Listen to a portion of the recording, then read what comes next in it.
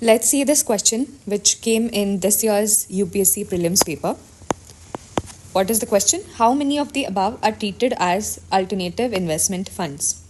Bonds, stocks, hedge funds and venture capital. तो ये है इकोनॉमी से. इकोनॉमी में अगर सब थीम देखी जाए तो it will belong to financial markets. आप इसको फर्दर भी कैटेगराइज कर सकते हो. It's a very important theme. Every year there is a question from this theme. तो देखते हैं, अगर आपको पता नहीं है अल्टरनेटिव इन्वेस्टमेंट फंड्स क्या होता है, how can we get to the answer of this? Every aspirant will surely know that bonds and stocks is a very basic traditional method of investment. मतलब ये तो बहुत ही ट्रेडिशनल है. ये सब जो भी पढ़ा है इकोनॉमी एक दो बार भी, उसको पता होगा कि this is a very traditional method of investment. तो ये एलिमिनेट हो जाएंगे क्योंकि इधर इन्होंने पूछा है अल्टरनेटिव इन्वेस्टमेंट फंड्स. तो इससे ये पता चलेगा इस कीवर्ड से कि ये ट्रेडिशनल इन्वेस्टमेंट मेथड्स तो नहीं है. There are some funds that are not traditional way of investment and they can be risky. मतलब अगर इसका देखा जाए ये फंड्स ये रिस्की है और बहुत एक्सपेरिमेंटल है. सो यूजुअली नॉर्मली लोग इस फंड्स से इन्वेस्टमेंट नहीं करते हैं क्योंकि they are very risky and experimental in nature.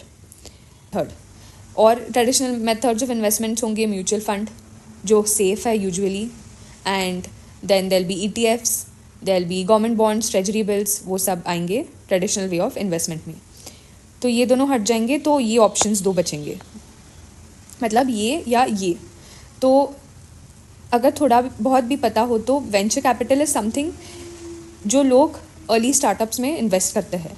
So startup में इन्वेस्ट करना it's a bit risky, experimental. So obviously this will be an answer because this is not a very traditional method of investment. And also hedge funds. Hedge funds भी usually extremely rich and जिनके पास बहुत पैसा हो and जिनको बहुत risk लेना अच्छा लगता है, that is a kind of investment. मतलब this is a type of mutual funds only, but a very risky and a very experimental mutual fund. So this is also an alternative investment fund. So this question is kind of easy to moderate according to me, and if you want to cross the cutoff then one must take a risk and answer this question. तो जो knowledge आपके पास है and उससे भी आप ये question solve कर सकते हो. Basics NCERT.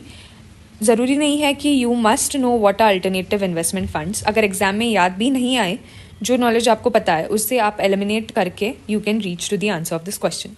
So let's meet in the next question.